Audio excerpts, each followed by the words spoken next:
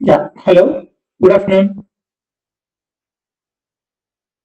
Good afternoon, sir. We'll start session in like 2 minutes.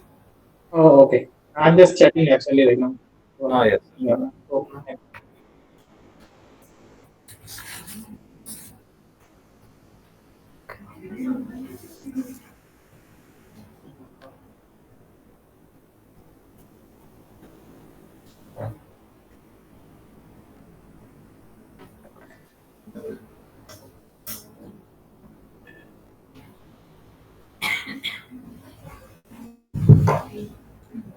Good afternoon, everyone.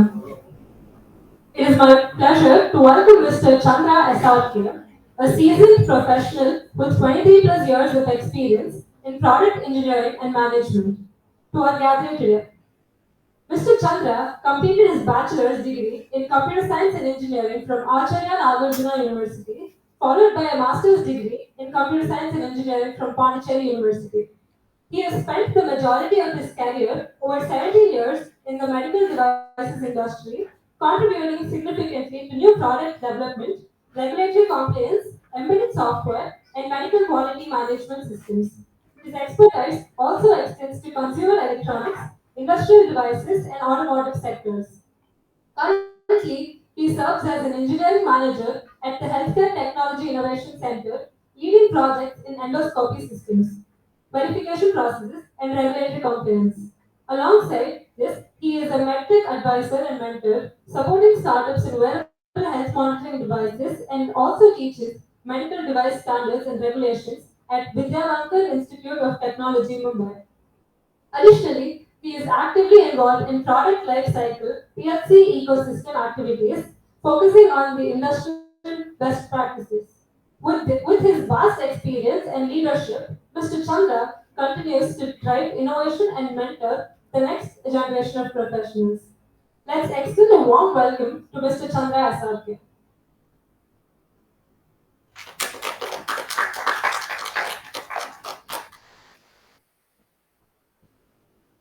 thank you. So, shall we start? I'll just share my screen.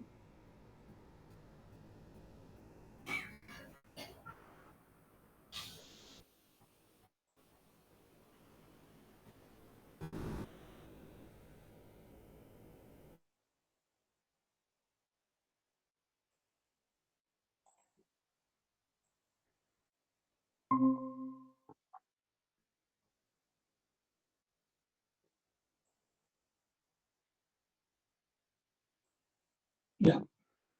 Hope you could see my screen.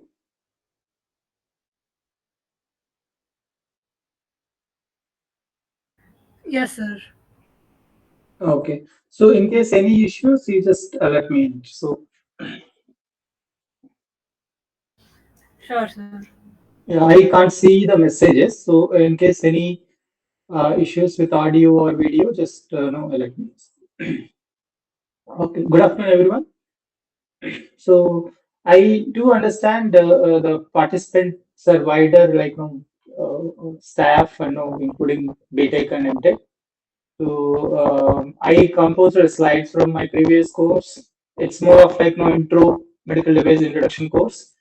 Uh, Predominantly briefly covers the need for standards and regulations, and also we will touch upon medical device life cycle stages and variety of medical devices. So at the end of the session, you will understand, like, no, especially this suits very well suits for those who are very new to the medical devices and wants to enter into medical device design and development. Okay.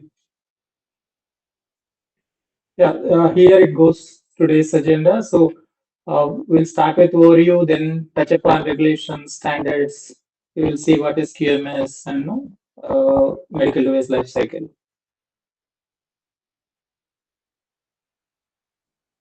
Maybe I will break, maybe after half of the slides. I do have 50 to 60 slides. Maybe after 30 slides, I'll break for any questions. Otherwise, if you have any questions, just interrupt me. Okay. Yeah. So to start with medical device definition, so Here it goes. It's an instrument, apparatus, implement, Excuse me. machine, appliance. Yeah. Sir, we're only able to see the Gmeet screen that you're presenting. We're not able to see the slides. Oh, just a minute.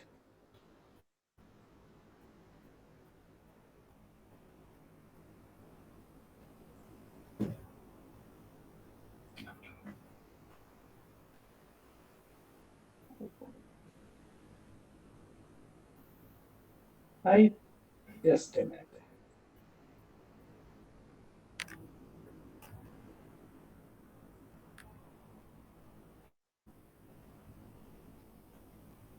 Yeah. How about now? Yes, it's visible now. You could see, right? Yes, that's all right now. Yeah. Okay, fine. So here's the definition from standards as well as few regulations. It's a typical definition. I know I have taken this from 13485, which is a quality management system standard for medical devices. So it is very important to understand each and every term in the definition.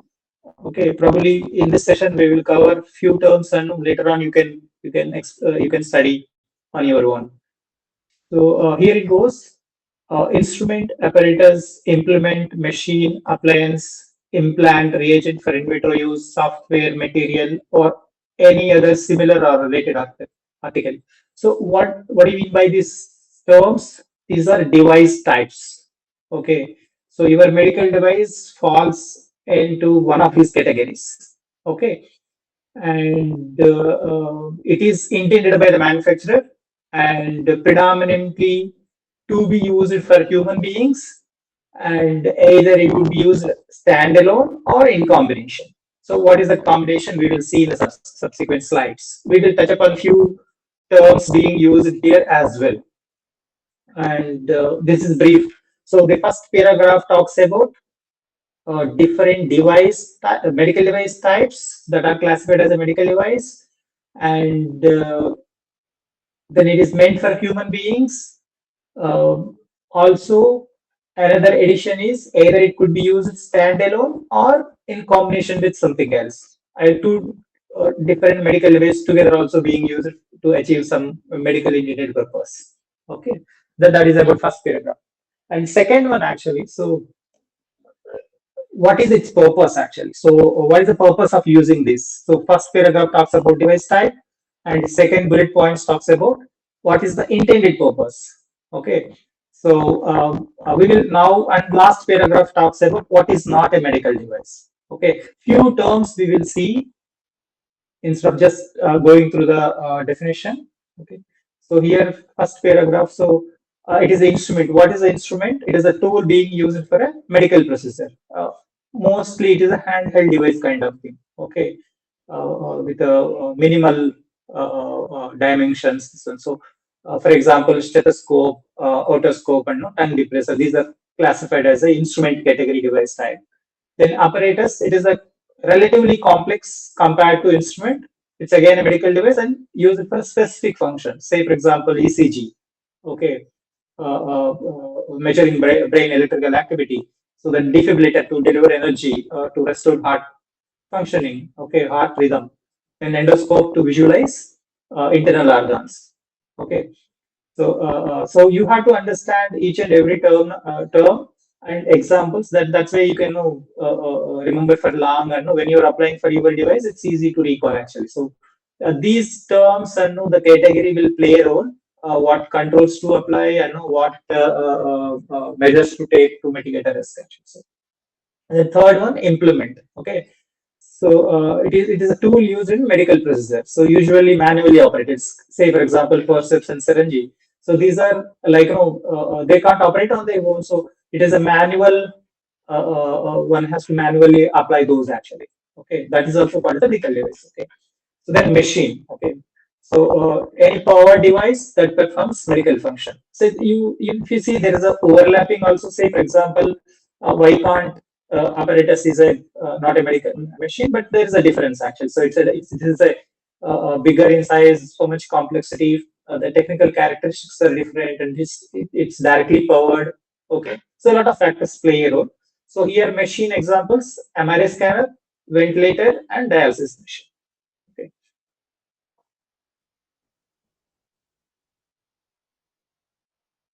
Yeah, then appliance. Okay, so it is basically appliance is nothing but something aiding body function. Say, for example, someone having hearing problems, they can use hearing aid. Such examples. So, if there is any orthopedic problem, actually, so they can use the dental, orthopedic brace for support purpose, actually. So that the equipment being used to aid day-to-day functions. Okay, and then implant. So all implantable devices also medical device. For example, actually pacemakers, hip replacement implant, other implants. Okay. Then last one is like last few more other reagent for in vitro use. So any substance you use for diagnosis purpose. Okay. Say for example, in case of glucose reagent strips. Okay, so this is also comes under that substance also comes under medical device actually. So, but various regulatory agencies they classify differently. But for now, based on 13485 definition, you consider this as also a medical device. So COVID-19 test reagents. Okay. Then comes software. For example, if you are using software as a medical device, that is, you don't need any special purpose hardware, medical device hardware. So you have some only software and you are executing that software out of your PC, general purpose hardware, that is PC or no any laptop. Okay. So that is also termed as a medical device. So here, any digital system you can that is being used for diagnostic or monitoring purposes. Okay. So, for example, any image someone is doing image processing in the PC, and you are getting images from MRI or CT machine or endoscopy machine, and but you are using PC software to detect some abnormalities in the image. So that software itself also called as a medical device. Okay.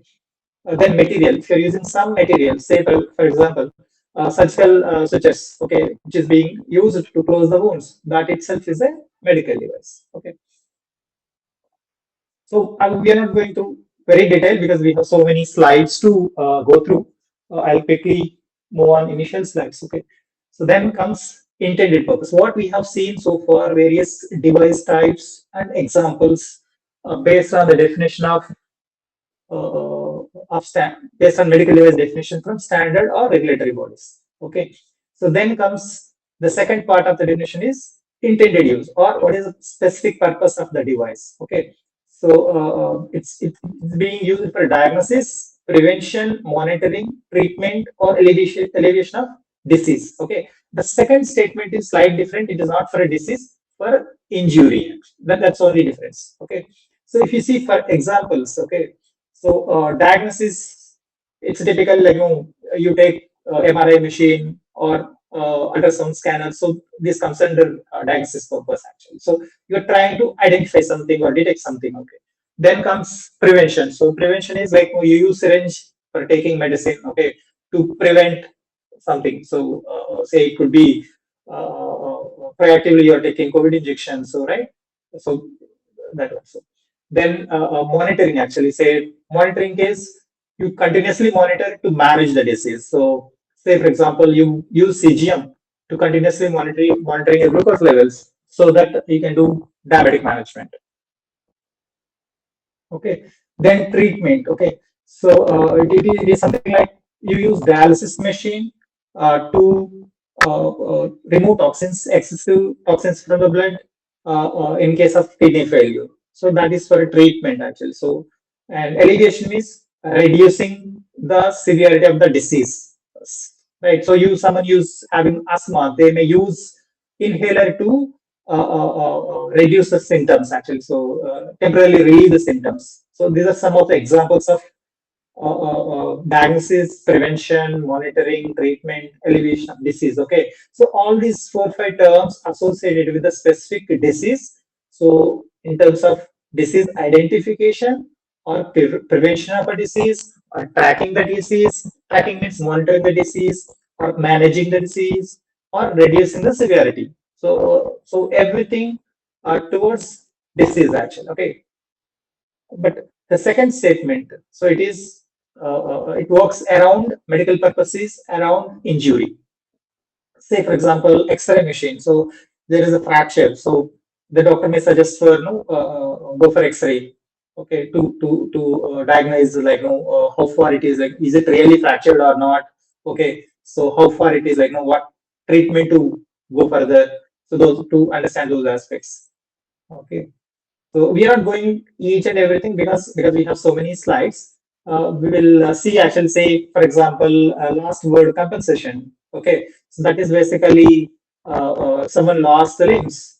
Then they may prosthetic limb might be used to compensate it. Only difference between these two, both are meant for intended use or specific medical purposes, but only difference is one statement for disease with respect to disease, another second one for injury. If there is an injury, to know the level of injury, how serious it is, all right, continuous monitoring, whether it is curing or not, okay, how it is progressing, such aspects, and reducing the pain kind of thing by using, say, cold therapy, something like that, or compensation. So if someone lost some body part, so like a prosthetic limb or something, to ensure that the patient does actually regular usual activities.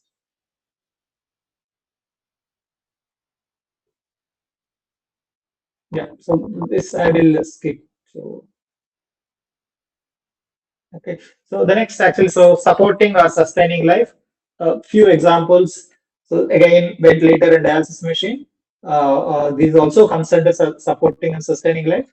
And disinfection of medical devices. Say, for example, we are using any device or any material. Okay, any product. If you are using for disinfecting the medical devices, that also classified as a medical device. Say, for example, I'm using hydrogen peroxide, that is also a medical device. Okay. Uh, then if I'm using sterilization machine, okay, along with hydrogen peroxide to sterilize the surgical equipment. So together also treated as a medical device. The medical procedure being used to sterilize surgical equipment.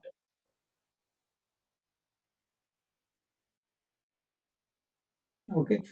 So here, this last but one, providing information by means of in vitro examination of specimens derived from human body. So this is IVD devices actually. So there's a difference between typical medical device and IVD, wherein IVD devices, it is the medical device is not going to directly work on a human body, but some samples, biological samples taken out from human body and give input to the IVD devices.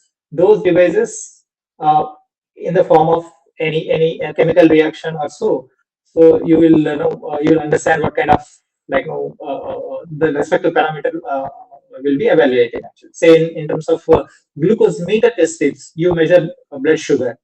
So, in case of urine analysis, you understand any kidney or no diabetic status, actual kidney, any kidney disorders or no any like glucose levels in the urine. Actually, so yeah. Okay. So the last part of the definition. Okay, so it talks about what is not a medical device. So anything. Okay.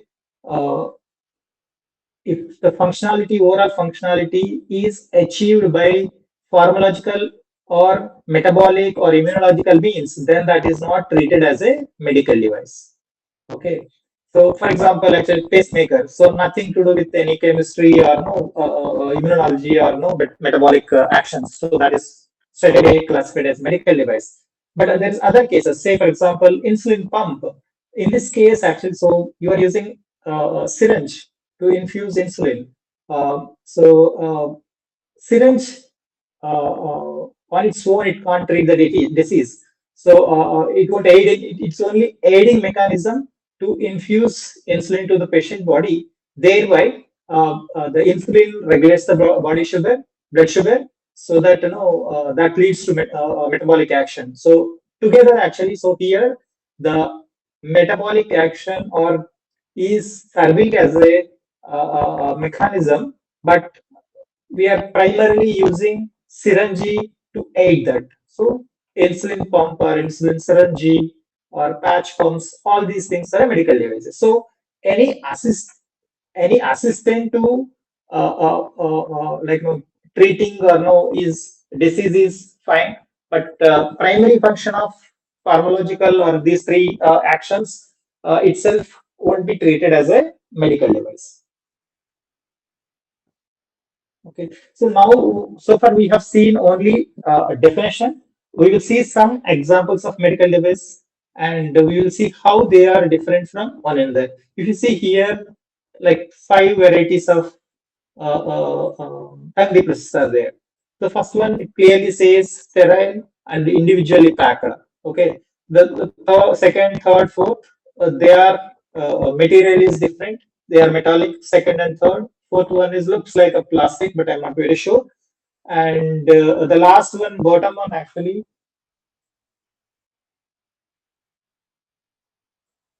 so here we don't know because this looks like some activity sticks, and the middle these things actually like no they are broken actually, so you can't term it as a medical devices. Okay, so how these are different? So these are different in terms of anyway. Last one is ruled out; it's not at all a medical device. Okay, and these there's no label visibly available here, but still they are medical devices. How they are different? They are different in terms of their material being used. That is the first one being used wood, and no, two, second and third plastic, and last one I think last one plastic, and second and third uses metal. And the dimensions, physical dimensions are different, and in terms of sterility, whether they are sterile or non-sterile, that also plays a role. Single use or multi-use. So single use devices you treat in one way, and multi-use devices used differently. Multi-use devices after once used, you will sterilize before using next. Okay, then biocompatibility. So all are same, but no biocompatibility aspects you have to consider actually here. What material you use that matters, and their working principle. So working principle it doesn't matter much here, but subsequent devices what we are going to discuss it play a role, and specific needs. Say for example, even medical purpose without having any impact on the medical intended use. Still, additional functionality can be added. Say, for example, for something like no tongue depressor to be used for kids, children. It can be flavored also.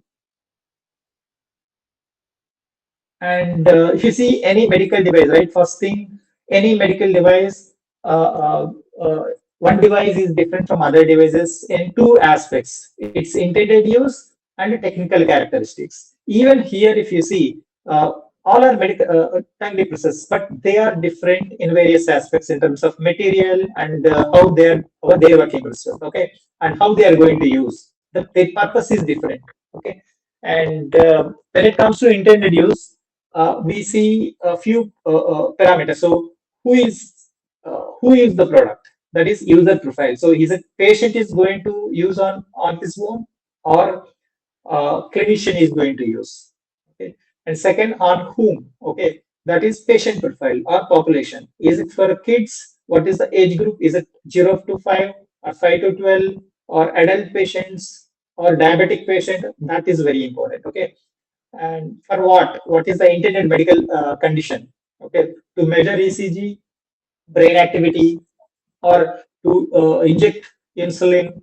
Okay, and when that's a medical condition. Okay, it is something like is it an ICU use or ambulatory use? Those aspects comes into picture. Then where it is being used, the part of the body. Okay, is it for say for example, some cases actually like no. Intravenous injection versus what to say intradermal. There is a difference actually. So where you are going to use it actually. So and how. And there's another thing called how long the device being in touch with the body that also matters actually. So because the more the duration it is in touch with the body, then more the risk going to be, especially electromechanical devices. Okay, and then last one is how. What is the principle it is working on? So the moment you see the medical device or use the device or you're planning to develop a device, you need to frame a intended use statements to understand complete device with these aspects actually. So then only you can understand complete, you get complete picture of the medical device, and then you also understand technical characteristics. Okay, so this mask we are not going to touch spend much time because everyone know. So here it is like the purpose is different. This is the cloth mask and non-surgical. Others are surgical. Only filtration aspects they are different.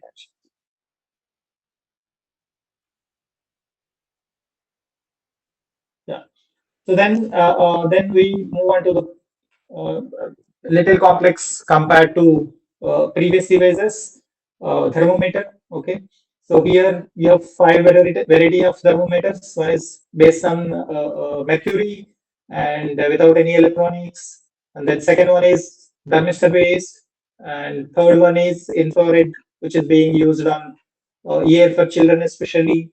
Then last one is it's again infrared, but it is used on forehead actually. Okay, so all the purpose is generic purpose is same, measuring the temperature, but their working principle, internal technology being used, material being used, in what context or no, when it is being used, all are different, right?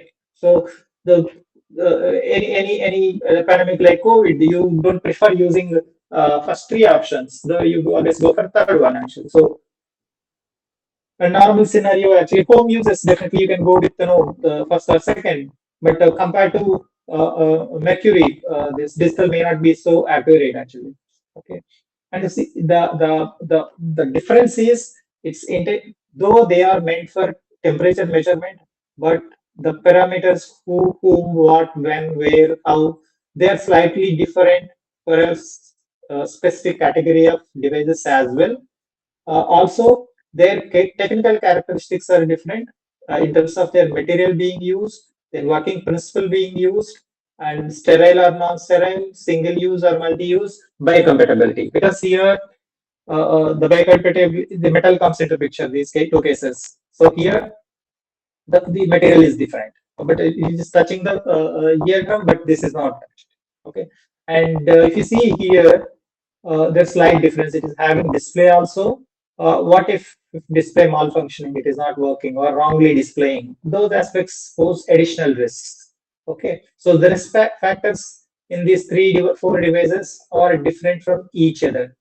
Okay, and also it displays. If you see here, right, so there are four colors. So, does it signify anything?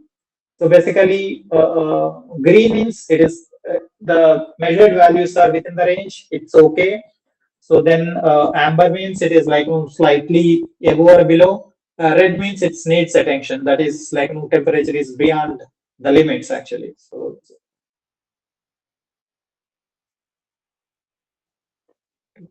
then comes syringe. So there's so many syringes here, but all are the purpose is same overall purpose, but their medical intended use is different. So one is being used for intramuscular injection, then second one subcutaneous, and then intravenous and intradermal. So their physical dimensions are different.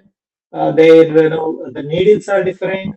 The but ultimate principle being used is same actually. Working principle is same. Okay, the piston based. Okay, but the syringe with drug based on the type of drug to be infused. So your syringe will vary. So for example, for insulin, you use specific type of syringe. But say for example, you want to go for IV, then use differently. Then if you want to use intradermal injection, you use slightly differently. Okay, you cannot change because it is having additional risk factors. If the syringe meant for intramuscular, you have to only use for that. Okay, so wherein intravenous, it should be used for that purpose only. So though all are syringes, they here working principle is same, but the intended use is different. So based on the intended use, the one has to choose appropriate syringe for delivering appropriate drug. Okay. So then comes examples of like few examples of insulin delivery devices. So here, so all are insulin delivery devices, but their working principle is different. So here it is syringe, but here uh, it injects through these two are injected through intrathermal. This is through the typical actually like the needle, and this is also needle. But this and this both are different because here you have infusion set, but here you don't have. Beneath you have micro needle available actually. So the here pen is there, but this is different. So this is whenever you want, you just take injection and you take out, but it is permanently will be there. Okay. So the risk factors associated with this are more compared to this because it's permanently going to be with the body. And what if overnight it continuously infuses a drug actually? So it's a risk factor, right? So you have so many variety of insulin infusion devices, but each is different. Okay, this pure mechanical, this is intrathermal, and this is also it doesn't have any electronics. So these two are also electronic based, but they are slightly different actually. It is having display, it doesn't have. Okay. So and the last one is CGM. So just these slides are to get feel of variety of devices and to know how they are different from one another. So yeah, I'm just skipping this. So to summarize, actually, so the medical devices, the moment we hear of medical device, first thing we should come into our mind is intended use. Okay, so the intended use plays a major role. Okay, so that talks about who is going to use the device, on whom it is going to be applied. Okay, and for what purpose, and when it is being used, and where it is being means where means which body part. Okay, and how it is being used. Okay, because sometimes manual skill required, sometimes the working principle of the device also plays a role. Say, for example, if you see previously we have seen actually like thermometers. Their working principles are different. One works on purely on mercury, mercury expansion principle, and subsequent infrared. Okay, they are different actually. So when we are seeing the risk factors, you have to see the technology being used also. Okay, so we consider two factors. One is intended use, and second one is technical characteristics to understand the risks associated with the medical device, safety aspects associated with the medical device. So, based on those two factors, regulatory agencies classify the medical devices into three categories. We are seeing here US FDA 1, 2, 3. Okay.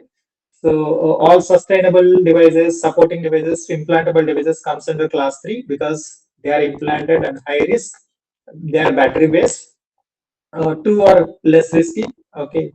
All the devices, mostly outside devices, comes under this category. And the first one is the simple devices, say for example, stethoscope kind of thing. So as and when we are moving from class 1 to class 3, the risk gets increased. And since more risk, you have to put more controls. That is, more controls you have to put in. Thereby, you can bring down the overall risk factors. Okay. So I just pause. If you have anything, you can ask now. Actually, so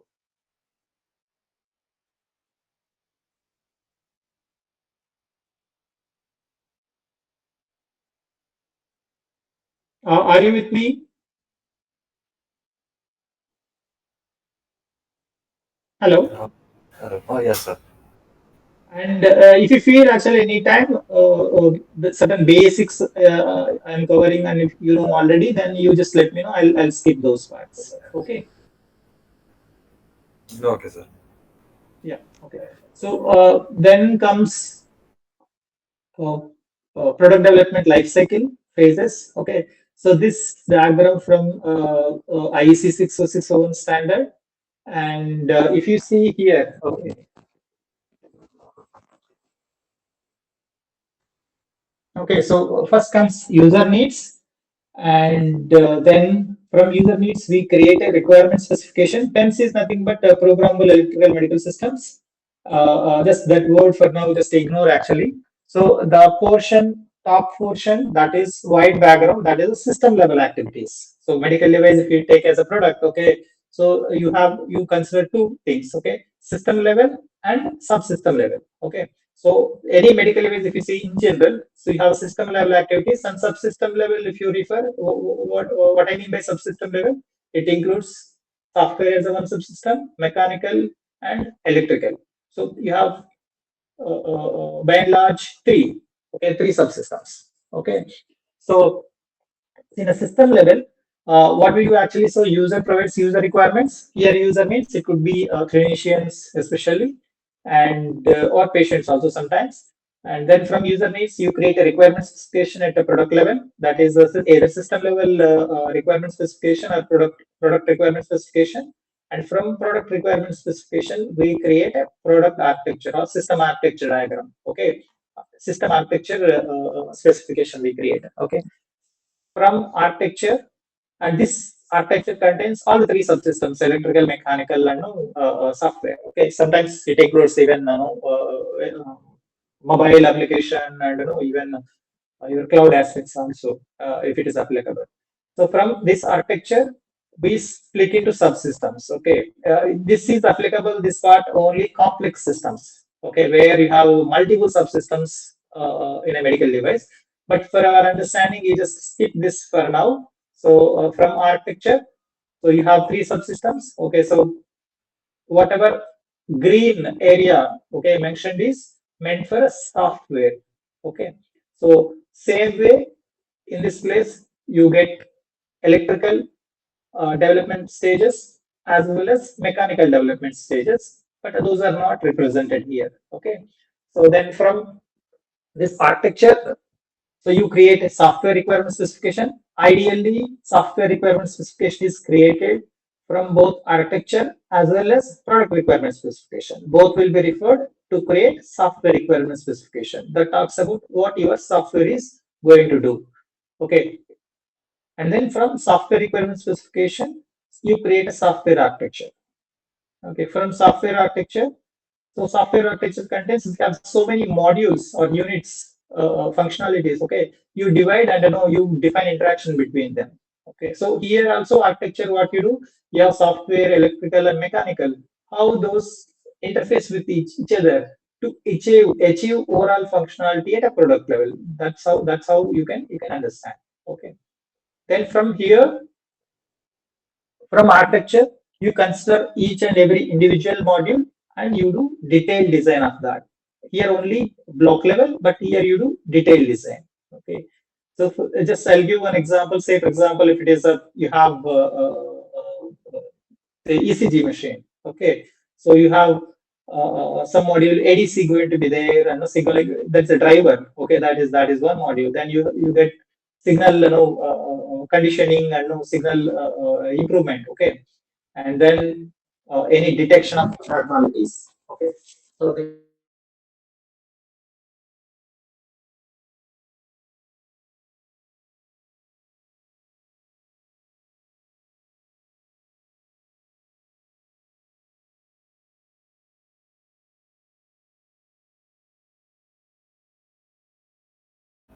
Excuse me, sir.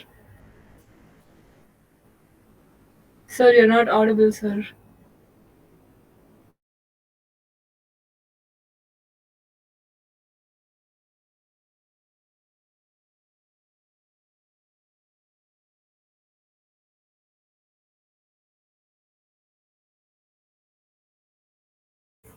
Sir, you're muted, sir.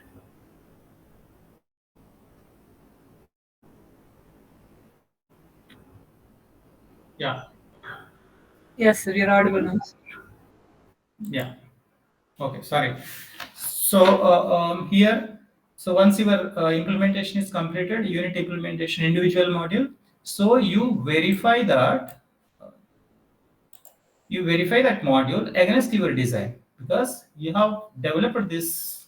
That is, develop means what I mean, you implemented, you coded actually. Okay, so once it is done, you verify that against your design, because they should be in align with the design. So verification is multiple ways. You do reviews, right? So you do review and manual review, and you verify that this is as per this your design.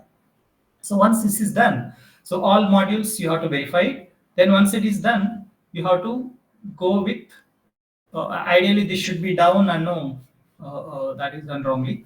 Okay, so once all the modules are verified, okay, then you do integration. All the modules you integrate, and you do integration testing. So what you do integration testing, you ensure that your interfaces between across modules are functioning correctly. Okay, that is one check you do. Okay, and second check is your architecture, your verification and integration. You verify it with architecture. So whether your overall integrated software is as per your architecture or not, because all the interfaces are defined here. Okay, so once it is done, if there are any issues, you have to fix it. Okay, then once it is done, then you move to the system level activities. For now, you just exclude the spec aspects. Okay, so at a system level, so assume actually whatever we covered here is only software. So in place of software, you have parallel activities like electrical, mechanical also. And at PEMS integration level, what you do, you take mechanical, electrical, and software all you integrate together. Okay, and I'm not going in detail because of time availability. So and once it is done, once it is integrated, so you do testing actually. Okay, so then you do it should be splitted actually. Integration block is something different and verification block is something different. So you integrate first, you check everything is proper, then you go for verification. Verification is talks about whether you are whatever you are developing the product that is right or not. That means whatever product you are developing that is meeting your requirement specification or not, that's what you check. Okay, so once that is done, you go to validation. Validation is you check whether whatever you are developing the right product or not. Okay, that is right product for the user. So here you check against user requirements. So so these, especially these verification and validation, you do testing actually. So you write a test protocols and you test in house. So this is a typical medical device or any product. Okay, design and development activities or phases we in-house actually. Okay, so we are not discussing anything beyond. So there are some lab tests to be conducted, EMI, tests, some certification tests that we are not covering actually. Okay. Okay, so the previous diagram is a bit clumsy, so just you can refer this. For now, understanding purpose, this light shaded one you just ignore. Okay, and your user needs, URS, PEMS requirements, PEMS architecture, then jump to software architecture, detailed design, implementation.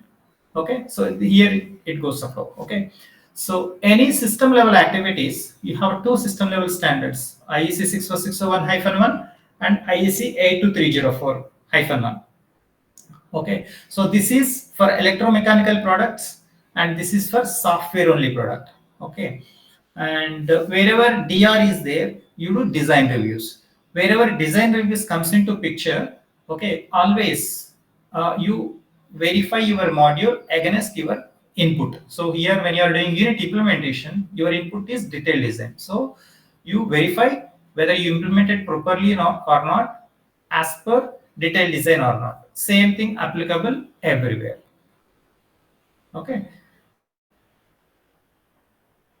Okay, so here comes the review. Okay, it's just a representation only. Review means here wherever R is there, so you do verification, some kind of testing you do actually against this action. So, say for example here validation, you do testing against user requirements. Here you do testing against system requirements, something like that.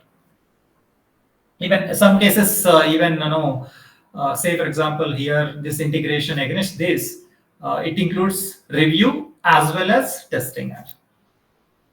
And having these activities or phases alone not sufficient, you need some support activities as well. Say for example whatever you develop, okay, suppose in the beginning of the project you need planning actually, so you need a planning block. Okay, I just mentioned only planning. even planning required, project initiation required, execution required. So many blocks are there. I just added planning actually. So and then say for example whatever activities you are doing, you have to put it in the configuration management system, that is to ensure whatever you are doing the work you are put it in a server so that no all the team members use the same. Okay, so that's where configuration management comes into picture. So here comes the risk management. Okay, so there are two risks, project risk and product risk. Say any project risks you have to handle separately, and any product risks that we need to handle separately. That we will briefly discuss in the subsequent slides.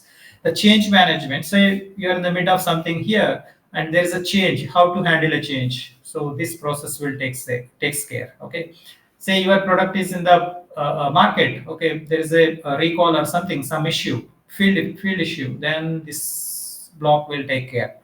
Okay, so each and everything you have something to handle actually. So that's how like overall development goes.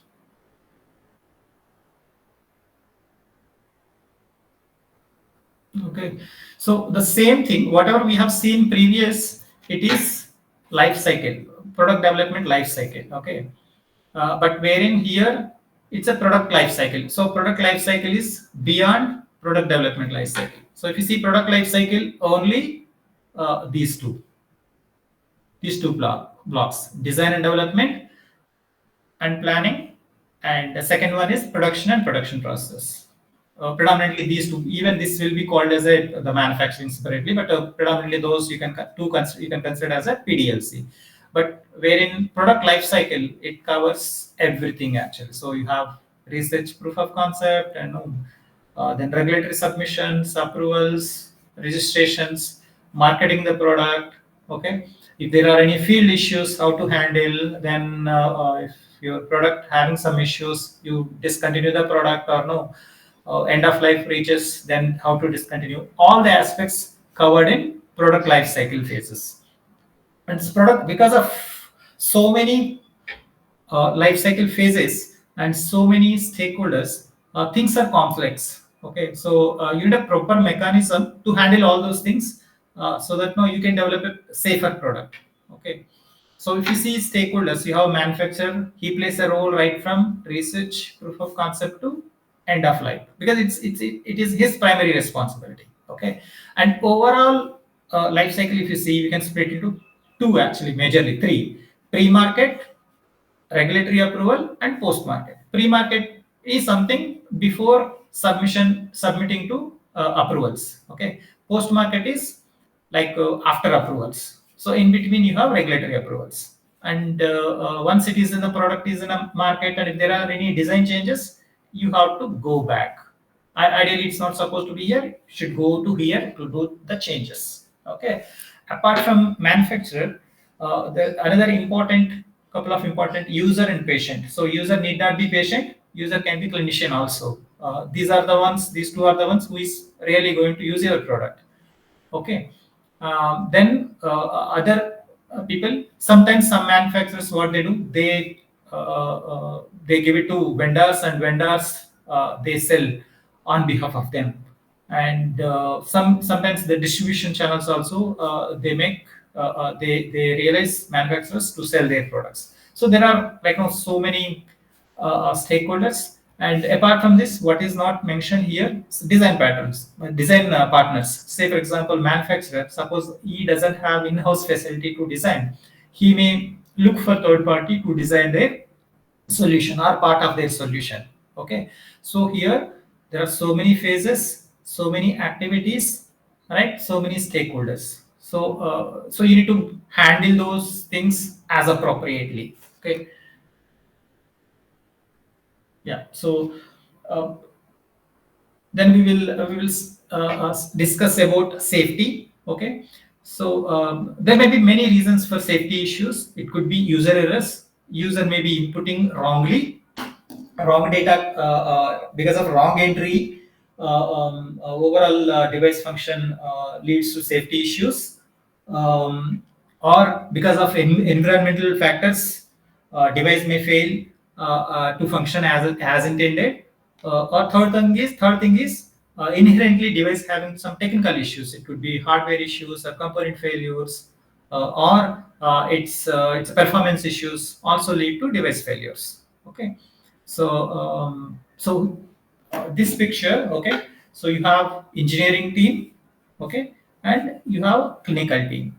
Okay, so two different teams. Whatever bottom thing which we are discussing here, so this part engineering, actually you try to control the risks, you mitigate the controls, and you bring down the risk factors associated with the medical device.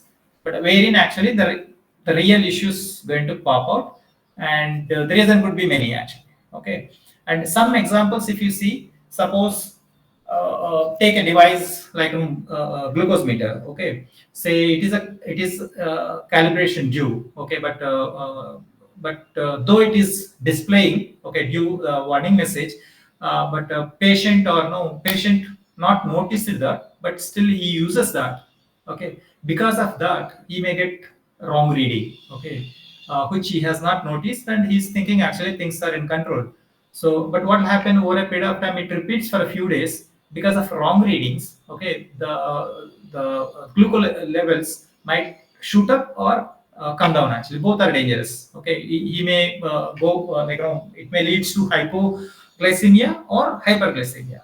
Okay, so this is one typical error. Okay, wherein the false negative is observed here actually. So it indicates absence of a condition, okay, when it is actually present. So it is whatever values he read, okay, it is not correct one, but he is thinking correct actually. Okay, this is one example where no the safety example where in actual device how things work actually. So the risk management is very important to ensure the risks are within acceptable control. Okay, so another example, okay, if you see, we discussed about previously the tongue depressor, right? So the scenario everything fine, the tongue depressor and it is packed and it is sterile and no everything fine. But what happens if during transportation it got damaged because of handling issues? Okay, and which possibly the hazard would be sharp edges. Okay, so here there should be some series of events going to happen, then only it leads to some harm to the patient. Okay, harm to the patient or environment, whatever it may be. Okay, here in this case, because of shipping issues, it damaged the tongue depressor, damaged and leading to sharp edges. And because of this, okay, and also one more condition, the clinician not noticed the sharp edge and he used that on the patient, okay, which may cut a patient's tongue or no create little inconvenience, anything possible actually. Okay, so here you see the terms hazardous situation and harm, okay, and series sequence of events. So probably this is one of the thing when you are doing risk management for your product. Okay, so there are two factors, P1, P2. So P1 is probability of physician using sharp edge on patient considering the probabilities. Both. Okay, so you have to, it is damaged and not noticed. That is P1. Second one is probability of sharp edge cutting on patient's tongue action. So you have to do the probability here is P1 multiplied by P2. That is the probability of occurrence of that leads to the risk. That is a risk factor here actually. Okay, so when it comes to safety, right, device safety, okay, two things we need to consider. One is basic safety and second one is essential performance. Basic safety talks about, okay, ensure that device don't pose any unacceptable risk to the patient or users or environment. Actually, environment means it should not damage the environment or it should not damage any loss to the loss of environment. Should not damage any infrastructure or something. Actually, okay. For example, actually, here's some of the mechanisms. It is basically focusing on preventing the harm. Okay, prevention mechanism. Okay, within the design itself. Okay, some examples could be smooth edges, avoiding any sharp edges in the surgical equipment, so that no, it won't, it will no, it won't leads to accidental cuts. Okay, and controlling the any electronic medical devices, controlling the temperature within the limits so that if it exceeds it won't malfunction. So those basically preventive actions to ensure that there won't be any risks arise. Even it arise also, it will be within a limits. Okay, so this talks about basic safety. Here you cover so many things. It could be thermal hazards, mechanical, or any radiation related, biocompatibility, sterilization aspect, all those things you cover actually. Okay. And second thing is essential performance. Uh, this talks about uh, ensure that the device is functioning as intended. Okay, so here we mostly talks about performance aspects like ventilator must deliver correct oxygen levels at all times. But here we say it is not as simple as stating like this, but we give thresholds actually, like what is that threshold value plus if we are measuring temperature, what is the error introduced, plus or minus one, or plus or minus percentage one, those aspects we mentioned. Even glucose meter case, same thing actually. So it's just mentioning accurate won't help, but you have to specify that what is that accuracy you are expecting from the device actually. So if it goes beyond, then it is not acceptable actually. So you have to design a device in such a way that it is within those thresholds. Okay. And the next one actually is when it comes to safety. Okay, so the safety of medical device is taken care in based on it is designed based on three major principles. One is safety by design, and productive measures, and information safety. Safety by design means it is whatever possible. Okay, you bring in all the safety aspects as a part of the design. Any fail-safe mechanisms, or say for example any drug delivery device. Okay, it is having occlusion is one a major problem, right? The bubbles. Okay, so you put some sensor, I don't know, find, and if there is anything find, then you alert the user or stop drug delivery. Such kind of measures actually. So, and another case, if you have a device, drug delivery device, and suppose it is delivering, I know because of some reason it keep delivering without stopping. Okay, so in that case you can have some kind of built-in watchdog timer. Okay, and if one of the module it is not responding as required, means watchdog can reset the system so that at least you can stop unnecessary delivery of the unexpected insulin action. That is one thing.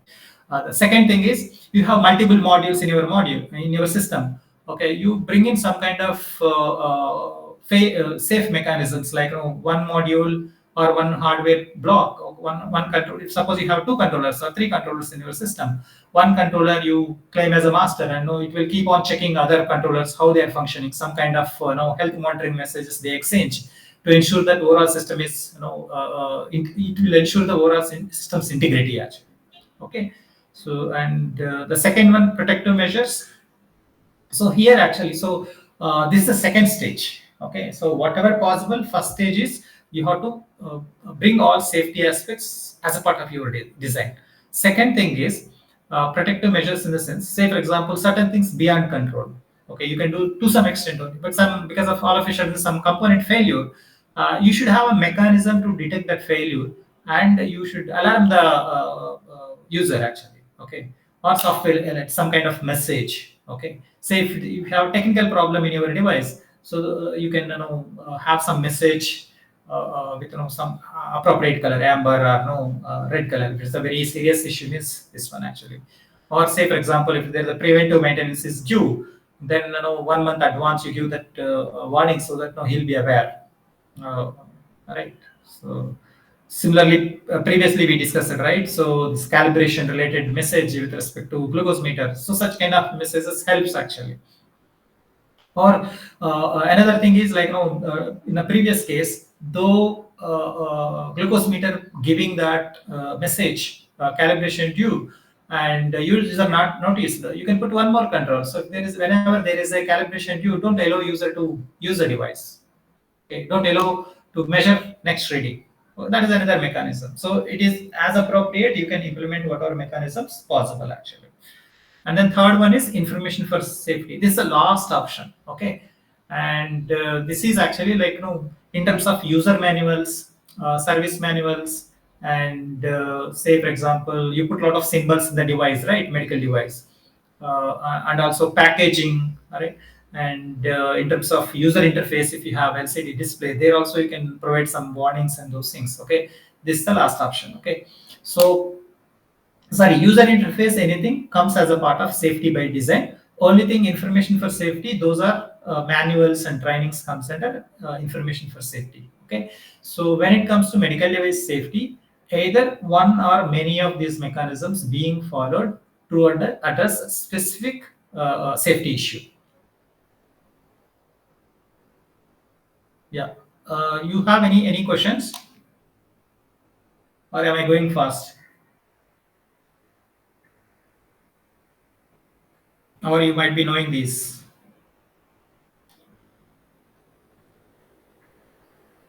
You want to ask anything? No, sir. I think we're good, sir. Yeah. Okay. So Just then what? Yeah. uh, we thought of taking like a 10-minute break and resuming the session at 2:40. Is that all right with you, sir? No, no, no. For me, not required. You want? Yes, sir. That's what most of them told, sir. So is that all right, sir? Sorry. Like Sorry. that's what most of them requested, sir. Oh, okay. So is it post lunch effect? Yes, sir. Like on 10-minute break, sir. By 2:40 we'll be back. Yeah. Okay. Yeah, sir.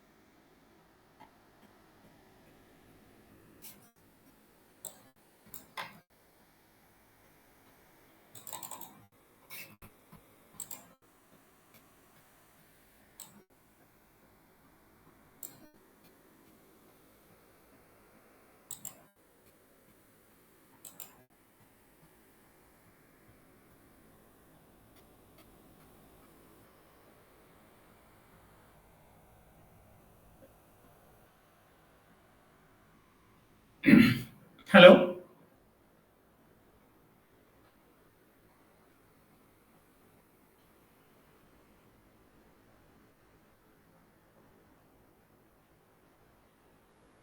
Am I audible?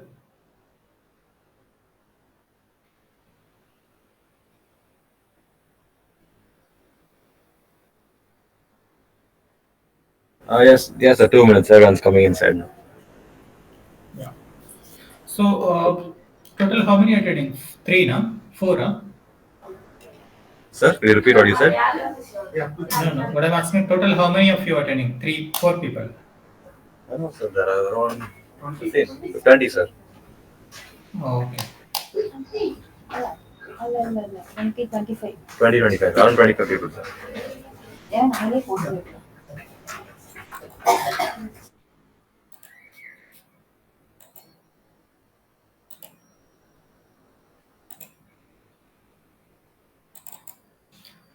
So, shall we start? Resume?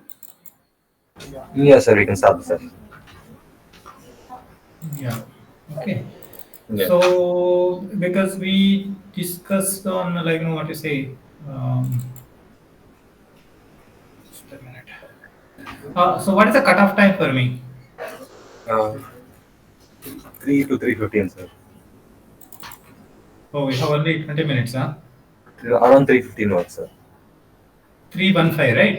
Yes, sir. Yes, sir. Okay, fine.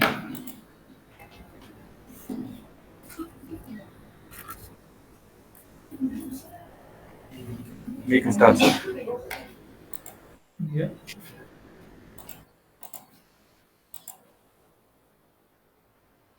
Okay, so you could see right now. Uh, Okay, yes, sir. I'm showing some Excel. You could see right. Yes, sir. We can see it.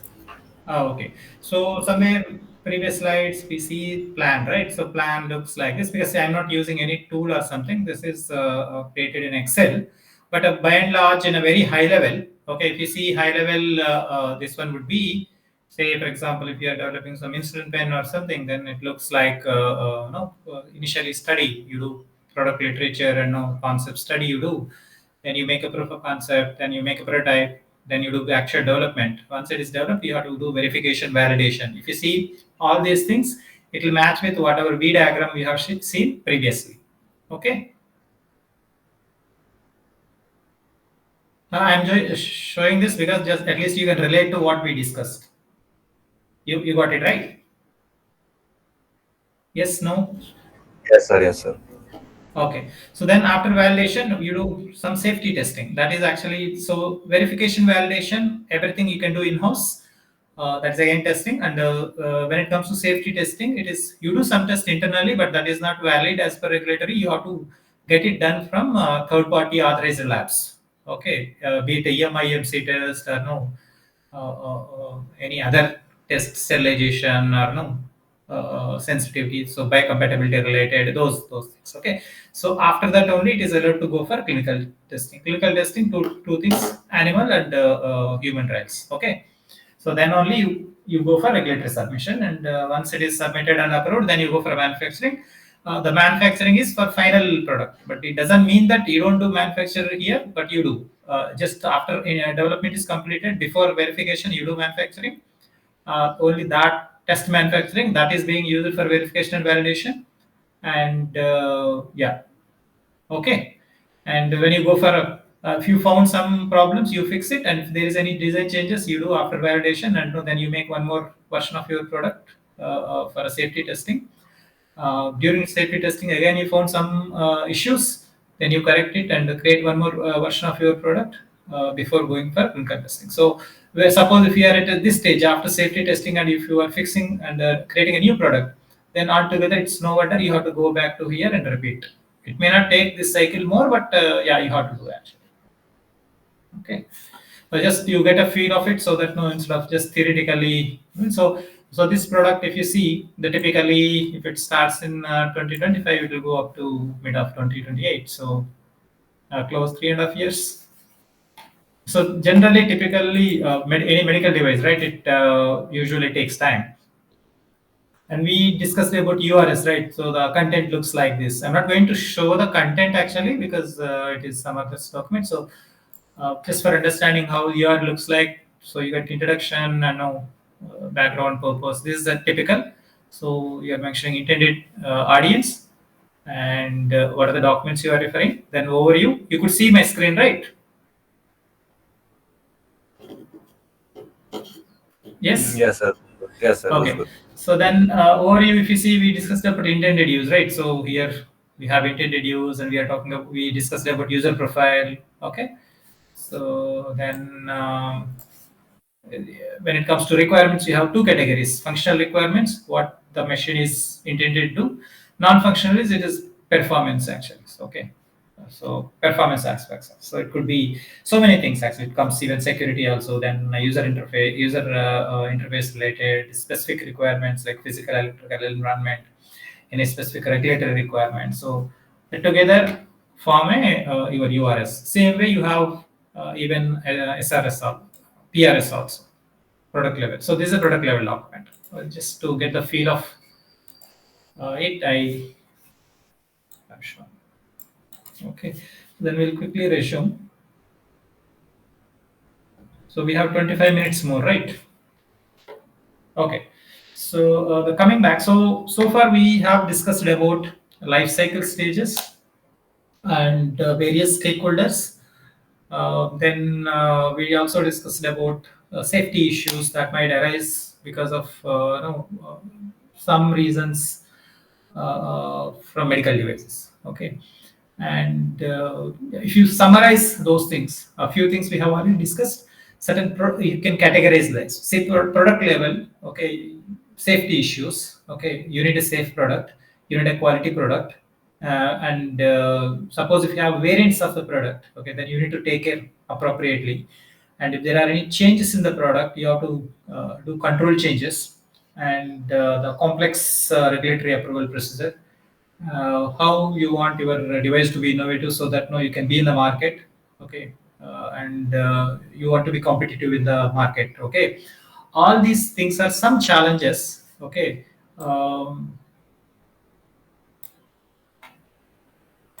Okay, so one has to address. Okay, and when it comes to development team, okay, so you have a cross-functional team that is we discussed, right? Mechanical, electrical. So you have product teams, which includes system-related activities as well as product risk management, and you have project team which takes care of project management related or program management.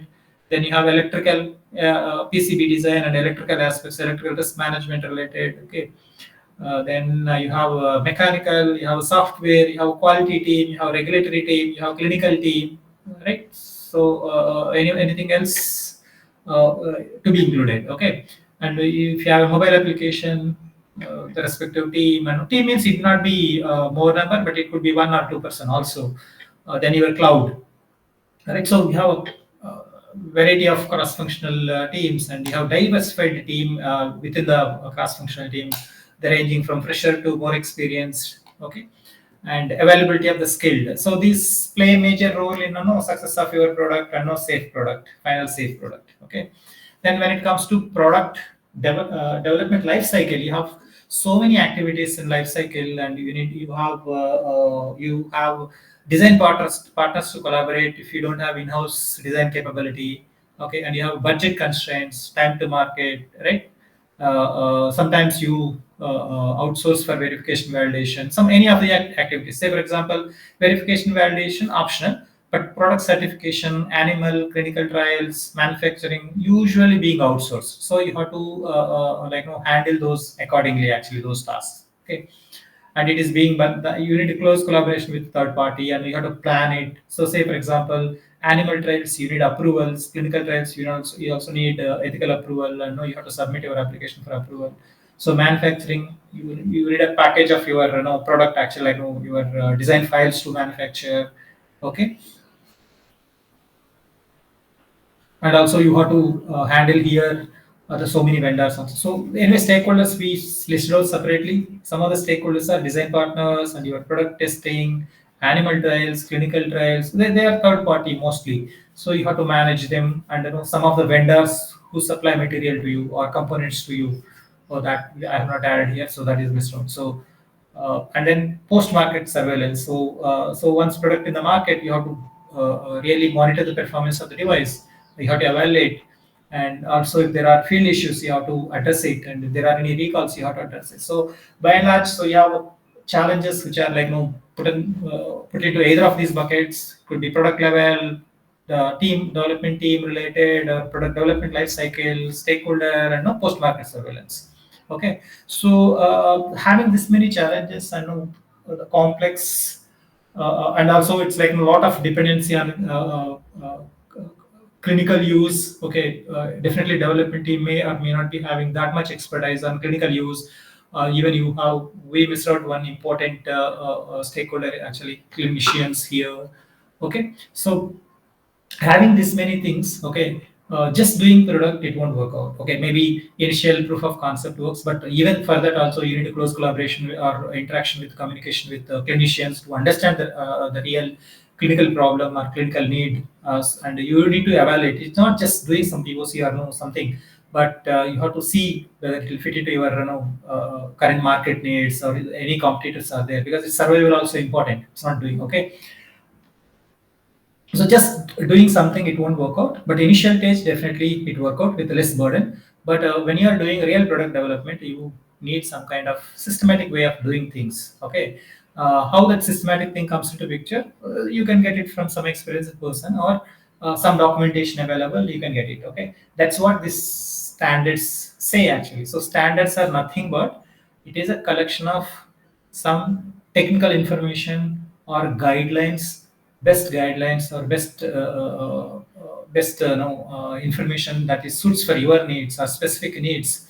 Okay, collected from various parties from various countries. Okay, that's how standardization going to happen.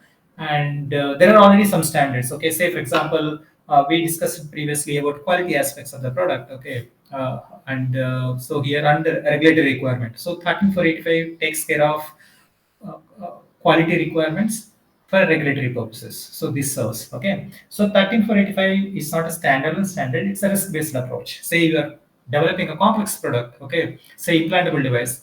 Okay. So you have to take care of more stringent evaluation of the skills of the team members required. If there is a skill gap, you have to address that immediately, because if you're not addressing that, that is going to you are going to see that in your final product quality. So the risk-based approach. So that 485 and 497 go hand in hand.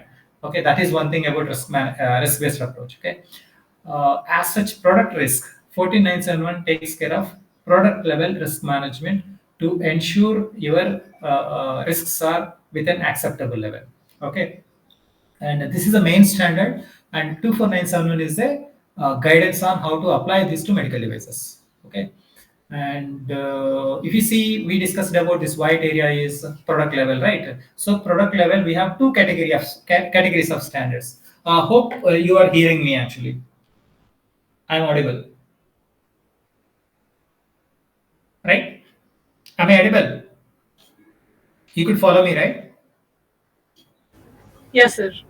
Okay, so if you see two parts, okay, top half and no bottom half. Top one white area, that is a product level activities. Okay, so in the product level, if you see, there are two variety of products. One is PEMS, that is programmable electrical medical systems, which are by nature actually. So the name itself says electromechanical products.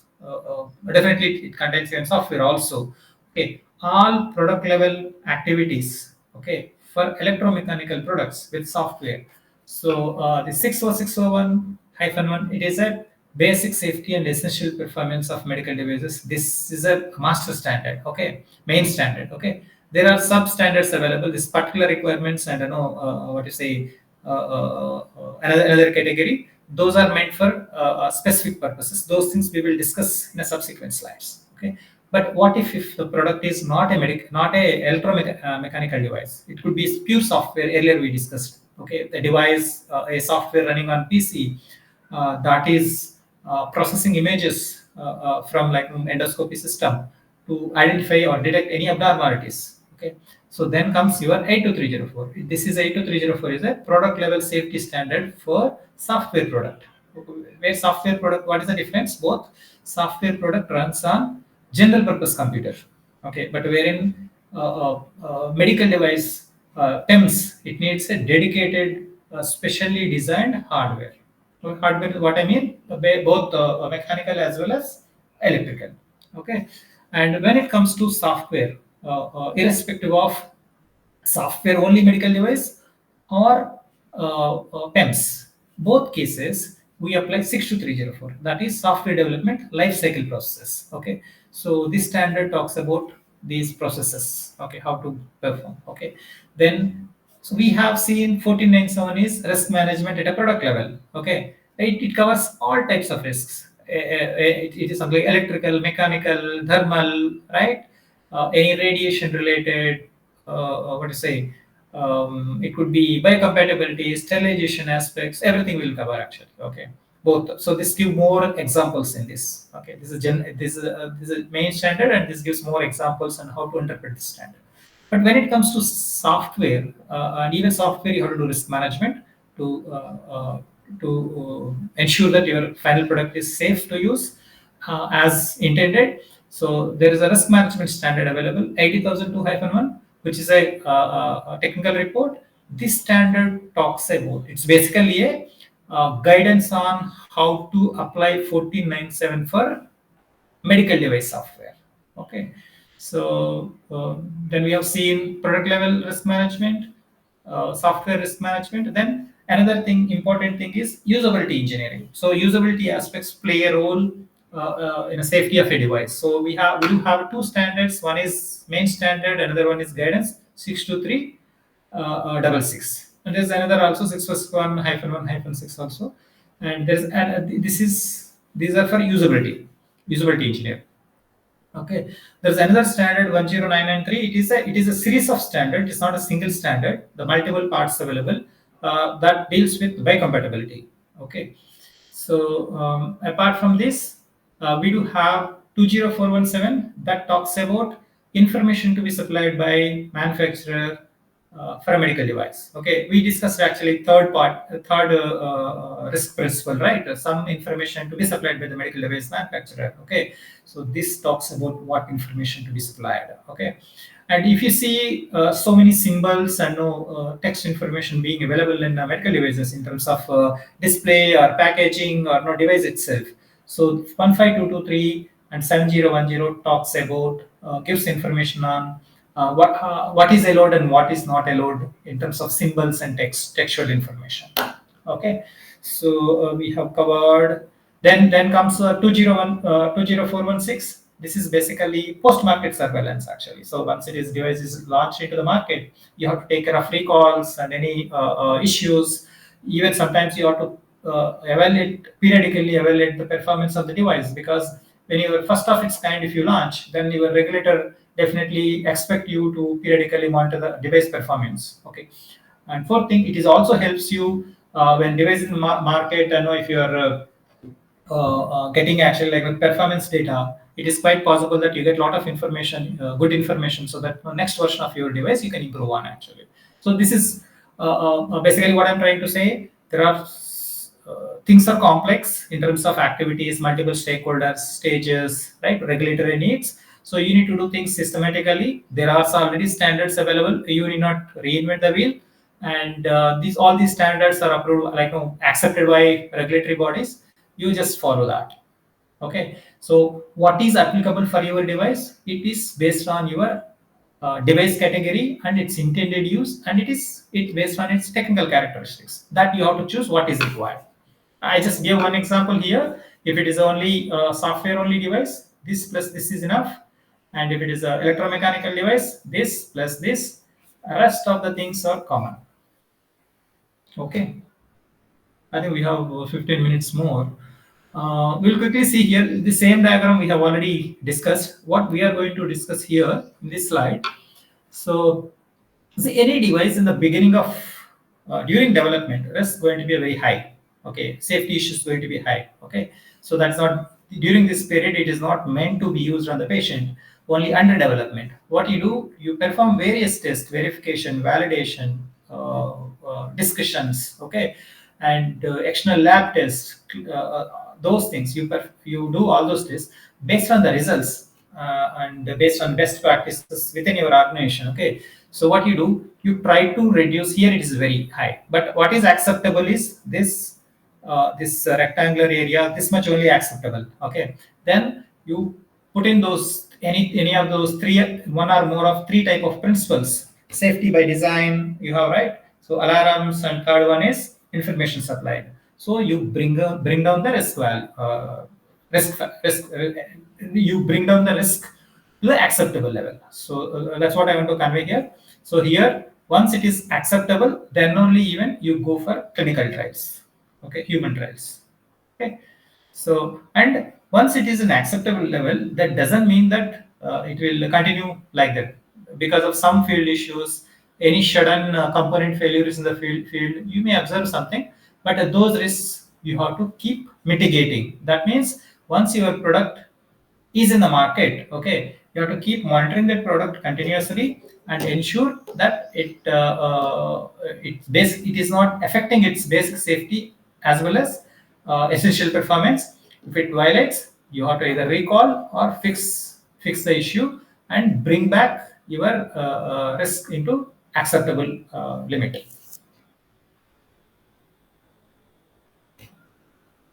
Okay, so we have seen actually like standards and regulations, they are like two isolated things. Okay, you need some strong framework which will put together everything that enable your overall product development. That comes your quality management system. So quality management system, it is predominantly here we use ISO 13485, and which is basically meant for ensuring quality of the device for regulatory purposes. Okay, and having just QMS won't work out because you have so many phases and so many risk standards. We have seen 64601, and we have seen 62304.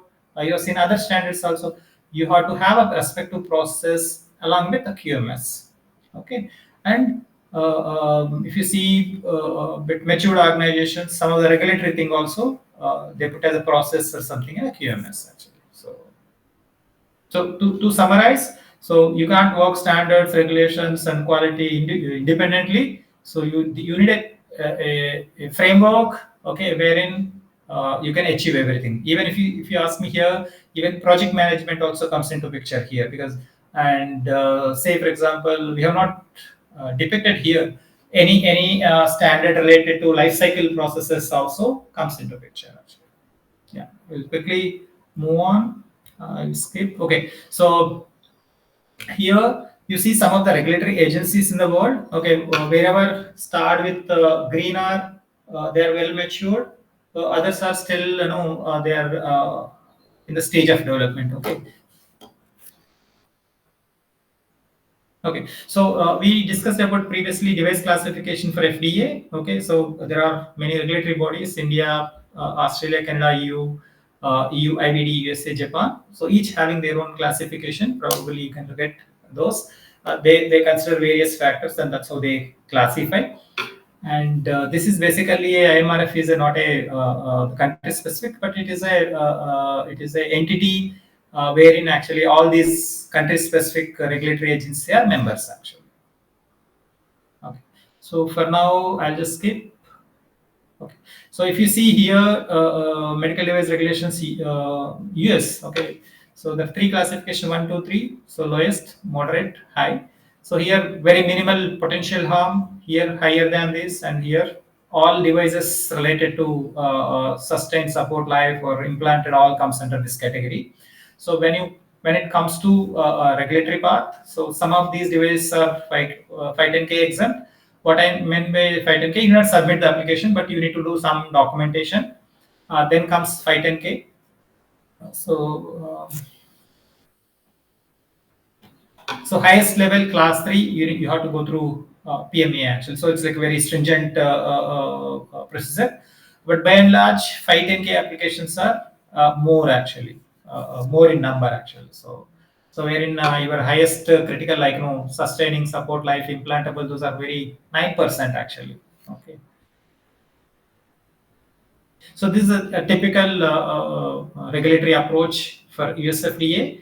So first step, what you have to do, you have to determine whether your device is a medical device or not, because some devices are in the borders. Okay, you have to first identify whether your device is a medical device or not.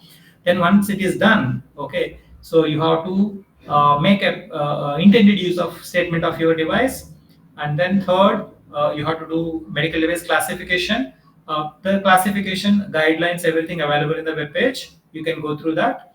And then third, what are the controls applicable actually? So what are the stringent controls? So controls means some additional measures, some kind in terms, it could be additional requirements or additional testing, whatever it may be. See, some of the devices doesn't need clinicals, some devices need, because those devices need clinicals are pose more risk actually. To ensure those risks won't happen in the field, the regulator asks for clinical trials. Okay. So then there are a few 5 types of approaches actually. So 510K very simple device, exempt. 510K like major percentage of devices goes to 510K, and then pre-market approval, de novo, and humanitarian. So we are not going in detail because of time availability, those things. So once this is approved actually, okay, then it is. Then you go for establishment registration, your company registration, and device listing, and then you can sell the device in the market. And no, you have to adhere to post-market surveillance activities as suggested or directed by the regulatory agency. Okay, so then we'll quickly see the landscape of Indian medical device regulations. Okay, so it started 1940. Okay, wherein this is a very generic drugs and cosmetics. Very few medical devices covered here. There is no regulation or rule specific to medical device here. Okay, so then in 1945, the drugs rules introduced actually. Okay, and so here, 1989, they started considering medical device as a drug, but which is that time the decision taken that time actually. Okay, and in 2017, the first time CDSCO, okay, that is Indian Medical Device Regulatory Authority. Okay, so they introduced medical device rules actually. Okay, specific to this one. Okay, and then followed by 18, they have given so many amendments. And somewhere one of these amendments actually they have introduced a medical device definition. Original rules, they don't have a definition of medical device, which we discussed previously. Okay, so 2018 onwards, these are effective. Okay, and there is something still in work in progress happening, but it will come down the line. 2019 actually new drugs and clinical trials rules introduced, that is active now.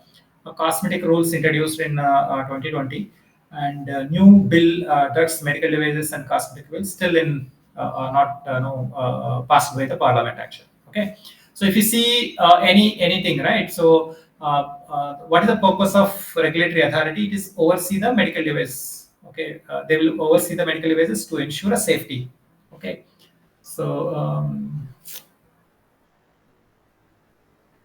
okay, so we will see actually what is Act rules and regulation, to some extent what are the various bodies here actually. So if you see here medical device sector, okay, consumers benefited, healthcare providers and healthcare receivers and users. Okay, then comes manufacturers. Manufacturers, it could be Indian medical device manufacturers or importers also. Someone importing from other devices from other countries. So they also considered as manufacturers. And some of the manufacturing plants and design partners. So they also comes under this category. Okay. So then comes your notified bodies. That is CAB. That is conformity assessment bodies actually. Okay. So what they do? Um, they they are the ones, okay, who test your device and give certification. They are the ones who assess your quality management system and certify your organization. Okay, then comes accreditation body. Okay, accreditation body, certification body. Okay, so what is the role of this? There are two entities here, one for certification bodies and another for testing and calibration laboratories. Okay, so when it comes to certification bodies, it could be QMS certification, that is the organization implementing QMS, that certification. And second thing, product certification. Those two are required. Okay. So what is the role of NABCB is they will assess CAPs and they give certify that they are eligible to assess the individual companies. Okay, and somewhere here comes animal testing labs and human trials entities also. And then on top you have regulatory authorities which will oversee all the activities. And this is currently under Ministry of, I think, Home and Health and Family Welfare. So then on top you have your regulation, that is Drugs and Cosmetic Act 1940 and Medical Device Rules 2014, 2017 actually. So this is about act, rules and regulations, and what are the various interesting parties in this medical device sector, right from users and manufacturers, notified bodies, then your certification bodies, right, and national body for certification bodies, okay, and the CDSCO. So yeah, yeah. I think I'm skipping this one. So we discussed about 64601, right? 64601, it talks about a basic standard actually. Like, no, it's a very generic standard. There are two parts. It talks about collateral as well as particular standard. Collateral standard, say for example, any EMI generic standard, it is applicable for all medical devices, all electromechanical medical devices. So say for example, any EMI/EMC issues, there's a standard. Usability, there's one standard. Alarm standard, there is one standard. We discussed, right, third risk mitigation thing, alarms, implementation of alarms. It is there actually. So by and large, majority of these standards applicable, but only as applicable you consider actually. So then comes actually 6061-2-X. They are called as a particular standard. Those are mostly device specific. Okay, say for example 2-18, that is for endoscopy system. Okay, for ultrasound scanners, there is separate available. ECG machines separate available, right? EEG separate available. Okay, so yeah. And apart from this, there is from ISO also there is set of some standards available in this series. So you have to look. This is mandatory. Here, some important standard listed out. Those are applicable. From here, you consider device specific. From here also you consider device specific. Okay, but these are for all electromechanical devices. Okay, but when it comes to software only, product level, 82304. Okay. So for now, I'm skipping this. Okay. Now we quickly see standards and how they relate to each other. So first comes your regulatory. It decides what is expected from the medical device. Okay, and basically, if you comply with, if you develop a quality management system with ISO 13485 and 14971, that automatically satisfies the requirements of regulatory requirements to some extent. Okay, and then if you implement product standards, safety and performance, these standards, that is also satisfies the requirements of regulatory agencies. Okay, and 9001, this is generic quality management system, and 31000 is a risk management. Okay, so they may need, based on the need, you may say for example, if you are doing project management activity in your project, definitely 31000 is required. Okay, that is like implicit, but it's not mandatory, but it's good to have. Okay, and for software and usability engineering, 62304 and 62366 is also mandatory, and they are not standalone. They work along with 13485 and 147. So that's brief about standards and how they relate to each other, and all these standards, okay, they affect product development. That means if you use appropriately, that leads to positive results. If you are not using, you end up with some issues. Okay, quality issues, safety issues, those things. Okay, and but where in regulatory, it's not only say actually some standards applicable, or some are mandatory, some are recommended. Okay, but they regulate your product development. There are some requirements comes from here, those needs to be mandatorily implemented in the product development, your product. Okay, so I'm just skipping here. This also, see, if you see here quickly, different type of devices with only software, right?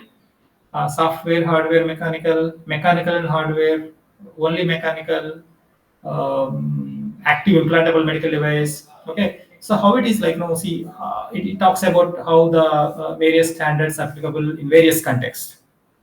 Right. So yeah. So if you see QMS, 13485, okay. Typically the classes looks like this. So each section called as a class here. Okay. So you have product requirements that goes as input to product realization. Okay. And your regulatory requirements, customer requirements also go bidirectional, and finally you get end product. So once you got productized, okay, then what you do mean during productization, some kind of measurement, say for example if you are using some equipment that needs to be calibrated to ensure that whatever you are using in that context, okay, it gives positive results because you used some oscilloscope or some other equipment, lab equipment, which is faulty. Then that may lead to some issues in your development also. So whatever other equipments you are using, that needs to be calibrated and ensure there won't be any issues. Okay. And the management, as whoever using the company management, they are responsible and ensure that quality QMS in place. Okay. And resource management, say there are two types of resources available. One is human resources and second one is infrastructure. Okay. Human resources, we discussed one thing, actually skill. Okay. So based on your applicability, if you are doing a high critical product class 3 or something, you have to ensure that you see the gap analysis of the skill, and to ensure that you retrain them so that they contribute to the product, which leads to the quality product and safe product. Okay, so this is brief about QMS. And then what QMS we have already seen. Actually, it's basically its ability to provide a medical device and services to ensure that it meets customer requirements as well as applicable regulatory requirement. That's the purpose of QMS. Okay. And since we don't have time, so I'll quickly see the QMS. What we do, we establish processes, that is we document processes, we document what we do, and then we implement what we documented, and then after that we continuously improve. That is continuous improvements. Our task, every time we plan, we do the task, we perform the task, we check how we have performed, and if there is a correction required, we correct it actually. So that's what I mean by plan, do, check, act. Okay. So you can visualize here various product planning and some activities, product development activities, and resource related. There are different type of resources, personnel and equipment, facilities and information management. So how you are going to handle it, all right? So any manufacturing related. So by and large, it talks about product realization. It includes development and manufacturing, your management responsibility, resource management, three aspects, and measurement and analysis. Okay. So this for now I'll skip. Okay. So yeah, the need for standards, the another point actually. So your functional requirements, to some extent your customer will provide, your regulatory agents will provide. But when it comes to non-functional requirements, there are standards available with respect to non-functional requirements. Many of things, not only medical, even non-medical devices also, non-functional requirements, there are some standards available. So non-functional, what I mean, performance related, safety, usability, security, interoperability, data integrity, reliability, environment. So there are plenty of standards available. So one can comfortably refer, so that you can, whatever document it is, agreed upon by all the standardization bodies, and inputted by the individuals from various countries. So those comfortably you can leverage, so that you can develop a product which is going to be a quality one and safe one. Actually. Okay. So same thing actually. Instead of having some organized way of representing all the standards put together. So here it is. You just leave these things. This is a generic and quality. This is a risk management. This 34856 is a medical device quality management system, and that gives quality requirements for regulatory purposes. And then your regulatory requirements. So if you are selling in UK, you have to follow US FDA, UMDR, as well as EU IVDR, India CDSCO. So country specific regulators comes from here. And this standard is not standalone. It comes with other standards also. Say for example 80,002. Say for example if you are using software to implement your quality management system, you have to validate that 80,002 you use -2. Okay. And when you are using auditing your quality management system, you have to follow 19011 standard. Okay. Then comes risk management. We have already discussed 4971, 24971, 80,002-1, and 109. These are few I listed. 4971 is the main standard. 2497 is gives guidance on how to apply this to medical devices. 80,000 gives guidance on how to apply 4971 to medical device software. This is the biocompatibility standard. Okay. And when it comes to product level standards, okay, so you have 8230 for specific to medical device software, and 64641-1 -2, those standards for electromechanical device specific to basic safety and essential performance. Okay. And they are generic in nature, EMI, and no other usability related. Not only that one, but 2-2 is Butler standard. So you are doing ECG means you have one or two standards available. EEG, one or two standards. X-ray, you have one or two standards. MRI, you have something like that. Okay. Any implantable, you have standard. Okay. And suppose you want to do clinical management, clinical aspects, clinical trials related. Okay, there's one standard 14115. Okay. And so far we have discussed only something specific to medical device. Okay. If you want to do, see, if you want to do some activity means you have to do, it's a project, right? Medical device means project. Okay. So you have to manage the product. There are some good guidances available, even some IEEE standards available, and there is a PMI, PMBOK available for reference for doing project management activities. Okay. And we have seen so many product development life cycles. Okay, say during development, it's not just development, it is like, you do requirement management, architecture. We have seen red V diagram, architecture, and then what to see, verification, validation, those things. Okay. Those things you have standards. So if it's a software system, you have one standard 12207. And if it is a system, that is a combination of electromechanical, this one, you have 15288. Certain things you can leverage, not 100% valid, but you can leverage. So because it's already someone written and know best practices how to do, you can always leverage. But practically doing all these things by small startups, it's not possible. But over a period of time, they can take it. Okay. So then comes actually like 20417. That is what do you say, information supplied to be supplied by the manufacturer for medical device. Those actually. So this is 20416 for what do you say, post market surveillance. Right. So you have everything actually. Like you do not reinvent the wheel. There is something available. Regulator says you are developing some device. I know you want to put it in their market. They say what is the classification, what is required, what is not required.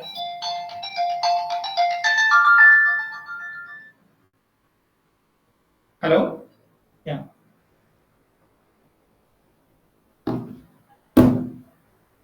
Yeah. Sorry. Yeah. So yeah. So this is again a different representation. So are you with me? I'm sorry. You have anything to ask? Hello. Yes, sir. Yes, sir. Okay. So yeah. So this is actually another representation of standards and how they fit into one another, how they relate to one another. Okay. So this basically say, for example, in uppercase you say if it is a basis system, a medical device with A, even medical device, electromechanical device with A, it looks like this. So this first block will form a building block. Okay. So which contains your medical device quality management system is a core, and this comes together with your 4971. And okay, and you have for A also you have A management system. Okay, so that is 42,001. Nowadays it is mandatory that you should be environmental conscious. So you have environmental management system. It is not mandatory, but you go for funding, it is applicable. They tell you it's mandatory. At some point of time, even startups has to adhere to this standard. And this one is health and safety for individuals with working in the company. So this is also Like in some cases it is mandatory, but you do not implement everything at one go, but gradually. Okay, so this is about quality management systems. You pick what is applicable for you, and you implement it. So this is a medical device quality management system, AA management system. This is the risk management system. This is the environmental management system. This is I think the safety. I think okay, health and safety management system. Okay, for individuals. Okay, so then you want to do you have to ensure safe, right? Your product is safe. Okay, so these standards applicable, product safety standards. This is for electromechanical devices, and this is for pure software, only software as a medical device. Okay, and suppose irrespective of your device is a electromechanical or software, your usability comes into picture. This is mandatory. Okay, and if your device contains a software, at a software level you have to adhere to this 62304. Okay, so this product safety standards will affect the net result of your AA system, medical device system, and even the 62304, 6236 also affects your AA system. What I mean actually, so how well you implemented that, you can, that will reflect in your end product. Okay. Apart from this, okay, these are not medical device standards, but they are like typical standards, like life cycle standards. Okay, say 12207 is a software lifecycle standard, and this is also basically this is written based on this. Okay, and 15299 is documentation and no system level, and there are some standards available at no lifecycle management and lifecycle process standards. Lifecycle, what I mean actually, we have seen phases, right? Requirements and no architecture, verification, validation, those things. These talk in detail about those phases and know what activities one has to do, because something specific to medical device standards, they don't discuss those aspects, so you have to refer here actually. Okay, so this is a brief about how your medical device with AI, what standards applicable, how they relate to each other. Don't get confused actually, this is gradually one can take up actually if you are venturing into medical device product development. Only thing is like the terminology usage and this one, it takes time.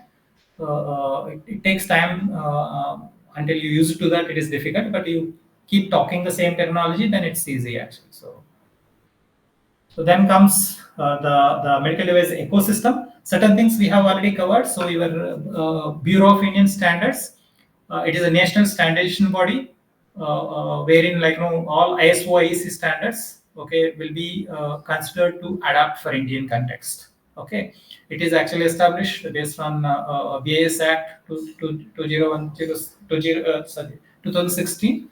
A couple of almost 3 committees I'm a member, and one I'm actively contributing to. I'm at to start. I'm part of a standardization at BAS, and the second life cycle as well as medical devices. Actually. So, and then comes the Central Drugs Standards Control Organization, which is our medical device regulatory body, which oversee or control the medical devices in the Indian market. Okay, it is basically so it is combination of Drugs and Cosmetic Act 1940, Drugs Rules 45, and Medical Device Rules 2017. So this is our standardization agency for India, national standards body in India, and this is a national regulatory authority or body for medical devices. Okay, so then comes testing actually. So there are two things available. Okay, so national accreditation body for certification bodies. This is also responsibility of this is they will test third party entities, especially notified bodies, and they certify that they are eligible to assess and certify products as well as organizations.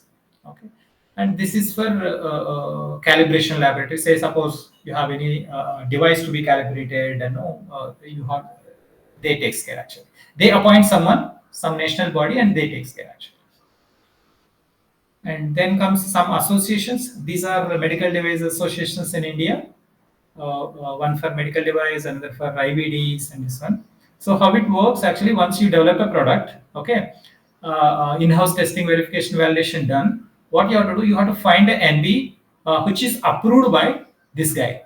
Okay, so and you can give it for lab safety testing in terms of 64601 testing, biocompatibility, all right, other aspects, sterilization, okay, so packaging testing, all those things. Once they give certification, EMIMC testing, okay, once they test and they give you certification, then what you do, then you apply to CDSCO for license, test license. Okay, they provide a test license. Okay, then you manufacture a device, and what you do actually, you manufacture a device and you go for clinicals. Okay, so once clinicals done, then again you go and apply for full approval, and they provide So, once, yeah. the thing is now all students have leave for buses by 3 buses leave by 3:40. Okay, yeah, I can start now. Ah, yes, sir. Yeah, we are. I just conclude actually. So Yes, the sir. by and large, uh, I can stop now, or I can take a couple of minutes. Yes, What do sir. you say? 5 minutes, sir.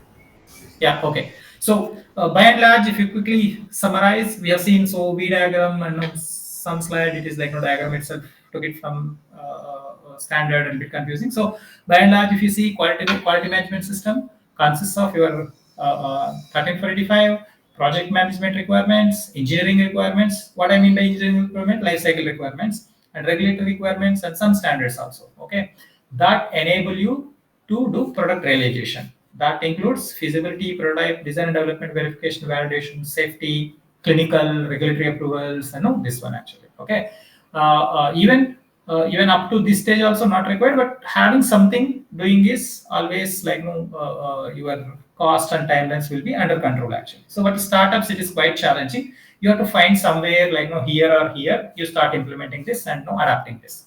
Okay, and when you're doing concept design, conceptualization, and biomedical research, such a stringent thing not required. This could be done in academic or academic industry partnership or industry only, but stringent not required. But always having some process in place is good. That ensures that whatever you are doing correct. Say for example, I am doing research and I am doing some equipment, using some equipment, oscilloscope or some measurement equipment, but that equipment is faulty. That means I'm not doing proper process. Ideally, every 6 months or 1 year or every couple of years, my equipment to be get calibrated. I'm not doing that. That means I'm not doing proper process. What will happen? That results will have impact on my research. So okay, after 3 years, I will realize that I used the faulty equipment. My results are not valid. That is not good, right? So having some process in place is good, and the full product realization, you have to at least find some. Being if you are a startup, then you have to find somewhere here or here to have a proper process in place. Yeah. So then we have seen so many things, but everything put together. So we have series of activities, right? So same thing, like not something different. And in a medical device, you terminology you call this feasibility, ideation, proof of concept. We call it feasibility, and prototype development, preclinical. You call it as a design and development, manufacturing, packaging, call manufacturing, then marketing and field use. Okay, installation, product use, and those things. Okay, and finally decommissioning. Actually, so these are the activities you perform, and this represents actually when you do before proof of concept. It's good to have intended use definition, and at least before prototype you have a device classification, and before product development, good mandatory to have regulatory strategy, and which markets you are targeting, those aspects. But it also like it's if it is possible, then you make it before even prototype if possible actually. Okay, so then design controls you do here, design inputs, outputs, reviews, those things. So during clinicals, you do clinical data. So actually, it's not a preclinical; it's a clinical. Preclinical is actually verification and validation. During manufacturing, actually, you create a device history for history card for tracking purpose. Okay. So after packaging, you establish your entity and device listing. Once it is in the market, you track your device. Then also you do post-market surveillance. So with respect to risk management, you have it's a multi-stakeholder responsibility. It's not a one. It includes manufacturer, importer, vendor, regulatory agency, healthcare provider, user, and public. And whatever device in the market continues to be monitored based on its criticality. And when it comes to PMS, there are many stakeholders. It's a joint responsibility. And yeah, PMS requirements, you have standards and regulations also actually. So that's I think I can hold actually. So whatever we discussed actually, I just put it in a this one. So what are the challenges and what are standards available to address? Uh, yeah, I think yeah, it's pretty actually like 3 to 4 hours session. But so I think we have 1.5 hour, right? So yeah. I'm sorry, actually, I just reused whatever content I have. I could not make it very short because to justify need for standards and regulations and quality is something required. But otherwise, usually this session, supposed to be like 3 to 4 hours session supposed to be actually. So probably you can if you have any questions, no, you can just frame and you can share it with your point of contact so that I can revert over a mail or something. Thank you, sir. Participants, if you have any questions, you can come forward.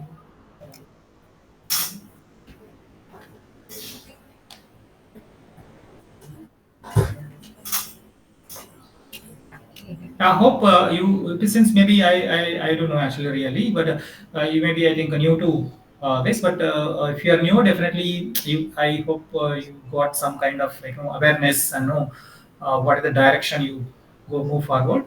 One message actually doesn't mean you are entering into medical device startup or not. When you want to enter into when industry and you want to work in as an employee in another company in a medical device sector, these things required actually.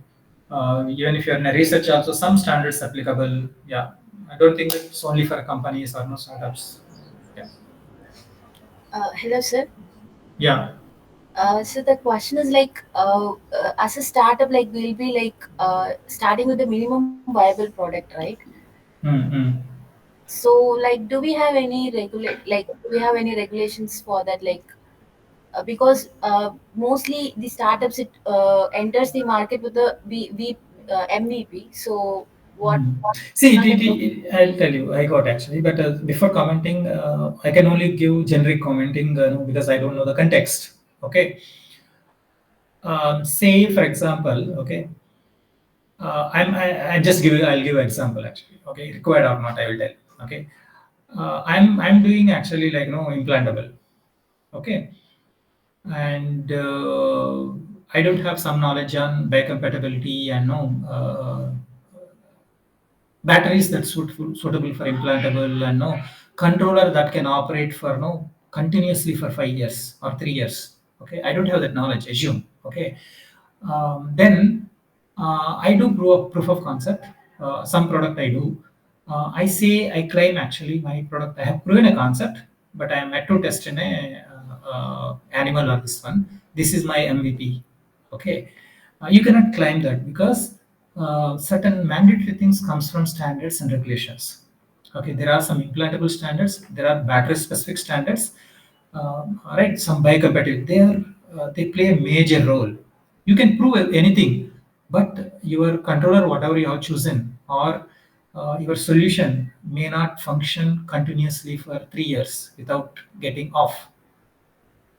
Okay, it depending upon the complexity of your device Okay, sir. and your classification of the device.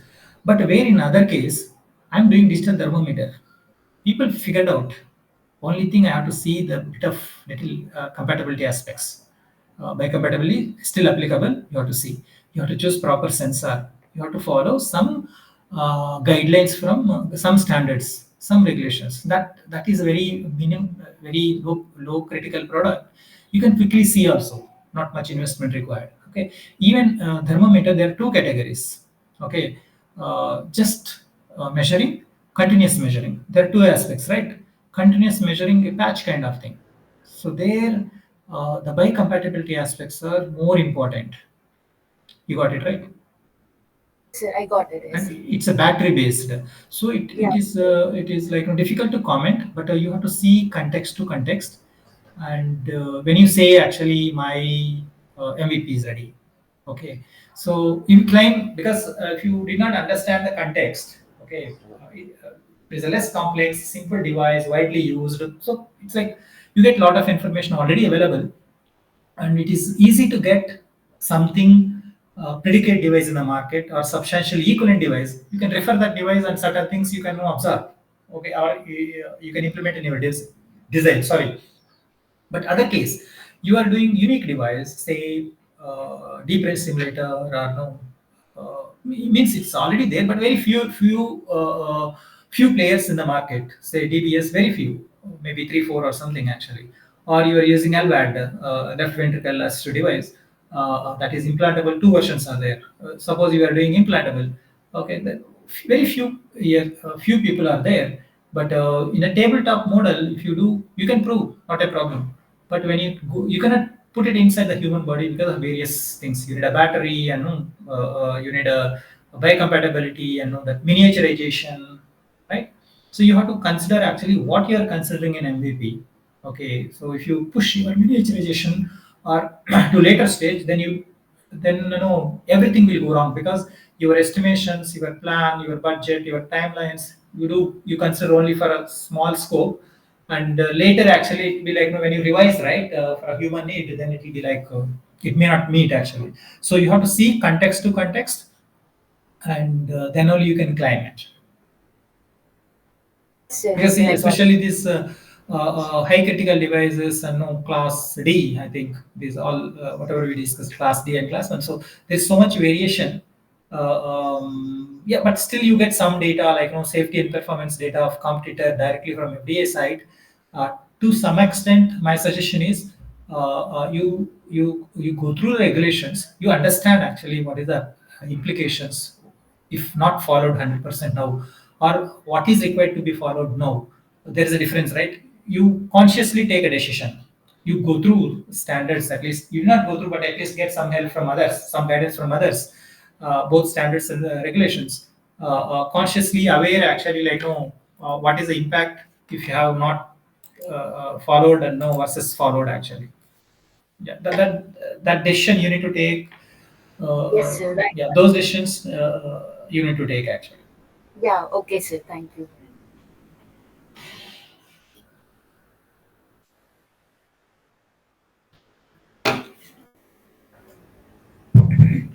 Thank you so much, sir. I extend my heartfelt gratitude to Mr. Chandra Asarke, sir, for taking your time to be with us today. Yeah, thank you. Your insights and experiences in product engineering, medical devices, and regulatory compliance have been truly inspiring.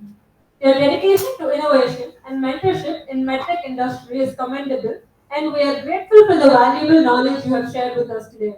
Thank you so much for joining here today, sir. Thank you. Wish you all the best. Bye. Thank Thank you, you, sir. sir. Thank you, sir.